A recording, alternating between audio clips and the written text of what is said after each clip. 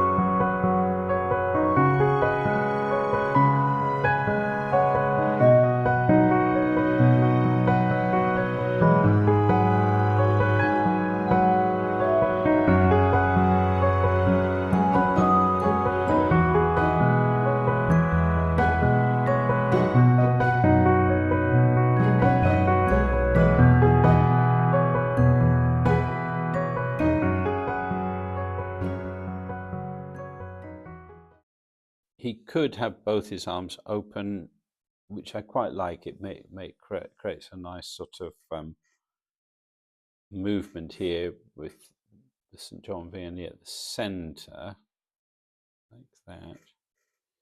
I mean, it could be very subtle and sort of a little design on the stole, or it could be Our Lady holding the seminary, for example.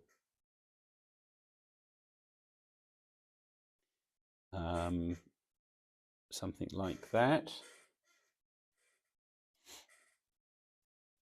Here, the movement is sort of swooping up there and then sweeping there. So that gives a nice sort of arrow shape coming up there. This one is the priest giving praise, really the priesthood of John Vianney, which is offering up thanks and praise to God. And I quite like that with Our Lady sort of holding this here. Another possible one would be to have him stood as a full figure, like this, and then sort of in his priestly vestments again.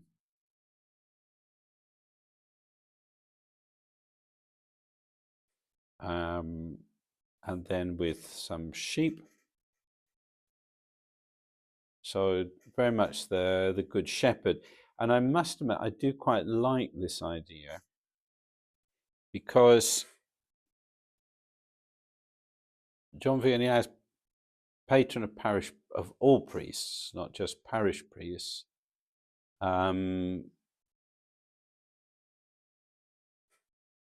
is very much about the good pastor, and Pope Benedict's letters associated with the elevation of Curidar as a little bit more like that, and then with maybe Our Lady and Saint Philomena in two little roundels like this.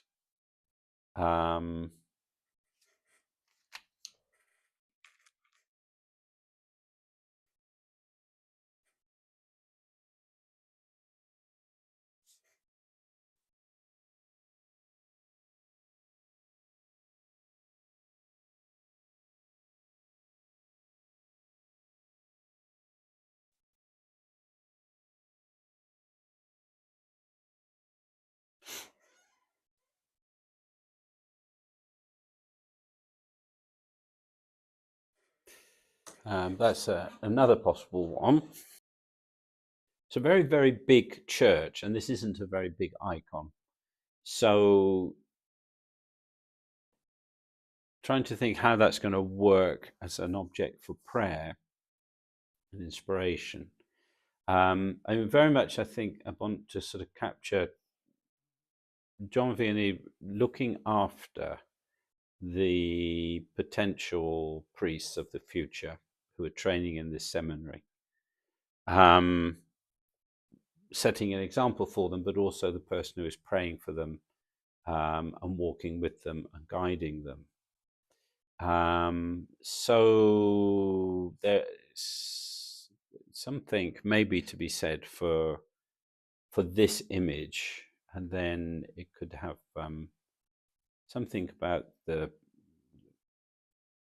paradise leading the sheep to heaven, maybe with a black sheep down here,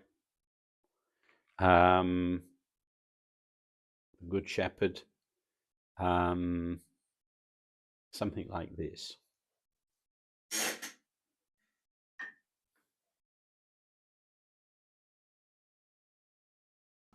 So here we have some little rough sketches which I've been working on as possible ways of designing this icon. So let me have a look at these and take you through what the ideas are.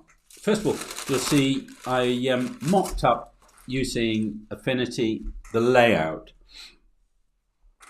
and all I've done is reproduced this 4 times in miniature, and then I just put a piece of drafting paper over the top,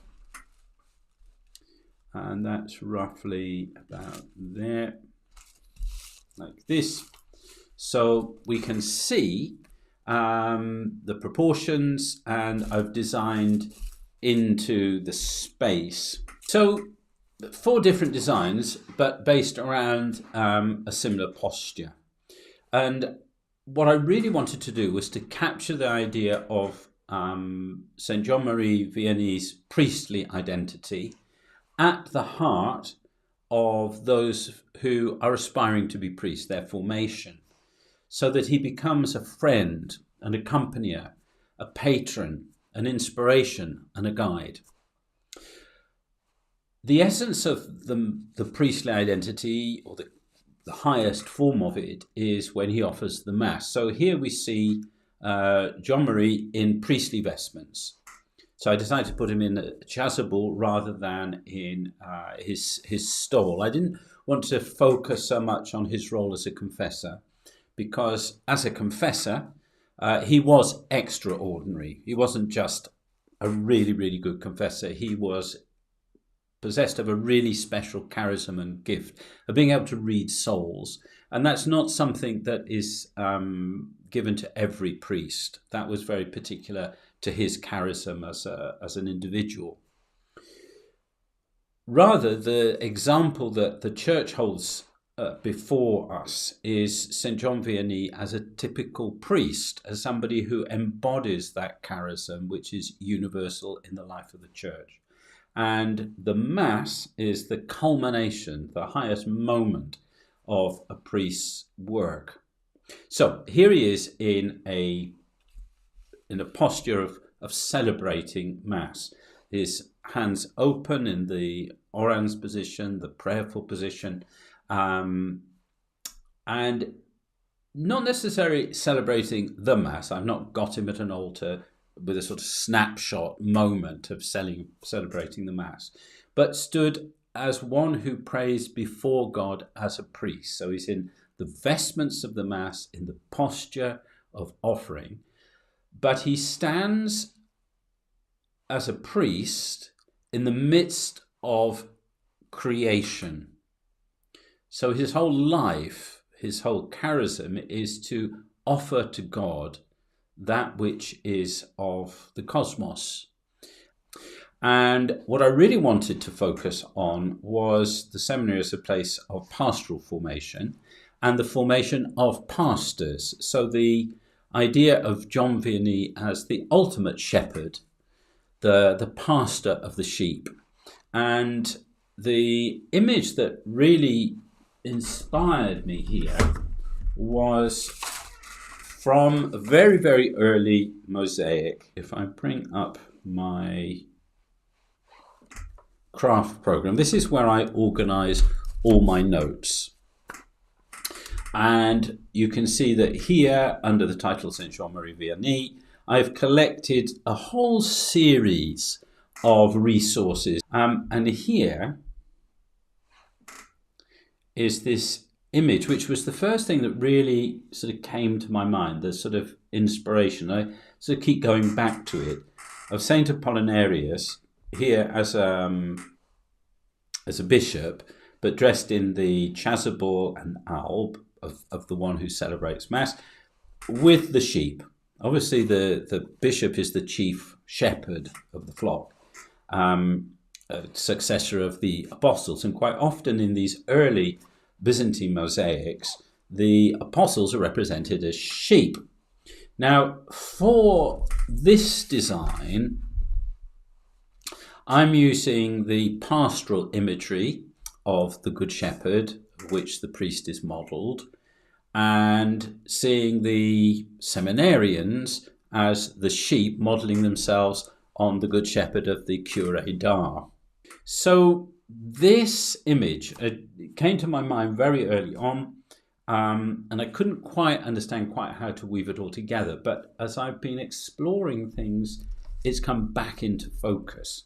And so here, as well as having the sheep, I also want to have some of these flowers and plants of paradise, so that it resonates with that. Now, one possibility, if I don't go with the large building, which can, I don't know, feel a little bit forced, and when it's so large, you know, what's it saying? It really just says building and seminary and John belonging there, which is all good.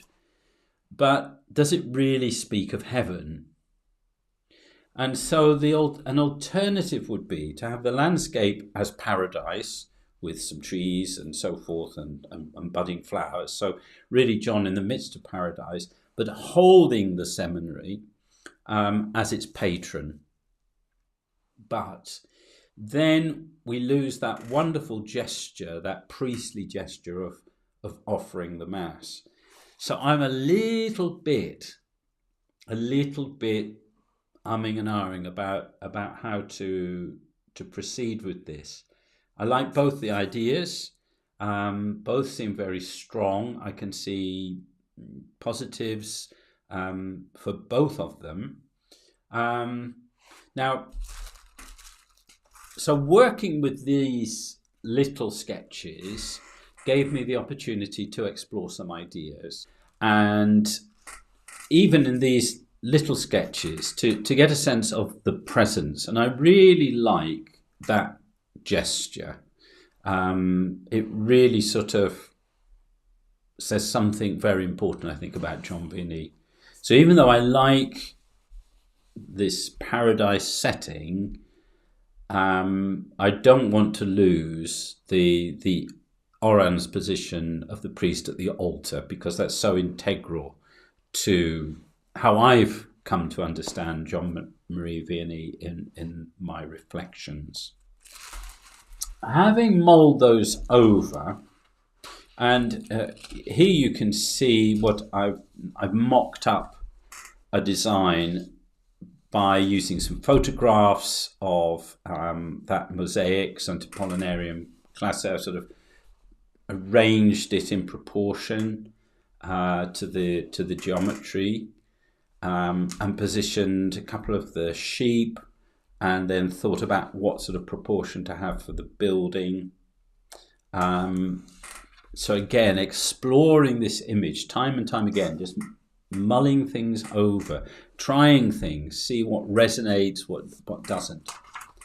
And then I sat down and come up with this first sketch. Started by creating this model. to get the proportions right and the posture right. It's very easy when we're doing icon figures, because they are not naturalistic. We can easily get into a position where we deform the posture. And that is a problem in a lot of icons. So the proportions of the length of arms and legs to the head and to the rest of the body can be all over the place.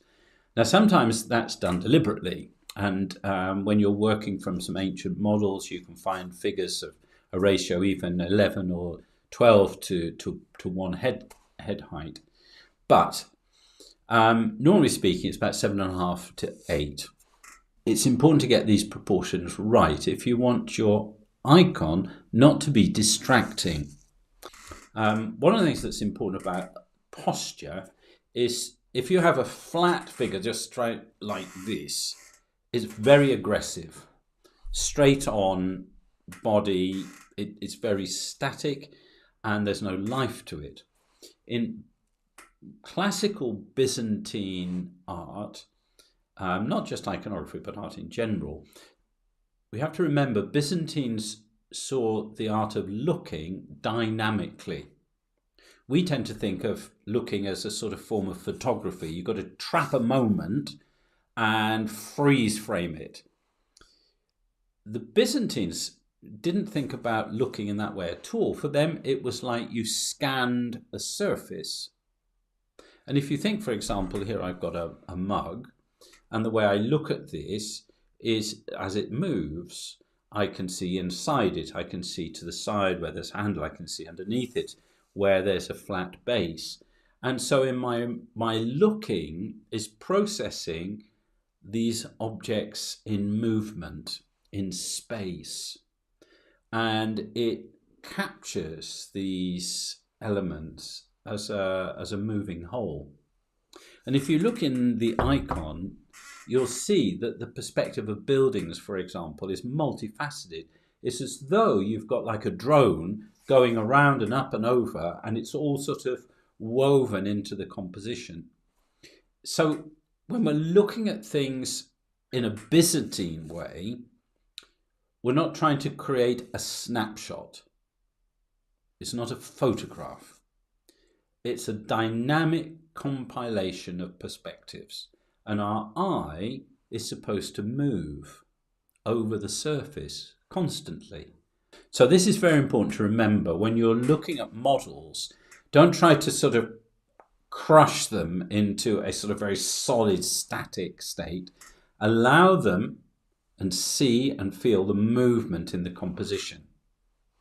Because iconography minimalizes, the movement becomes incredibly important. And we often find that in the way in which garment folds accentuate this sense of movement. For example, if you look here, you see the way this garment is sweeping upwards, and in fact you can see the body there, almost a continuation of the sweep. So your eye is being dragged upwards and up along the leg, the knee, up to the hip, and then along the side of the thorax there.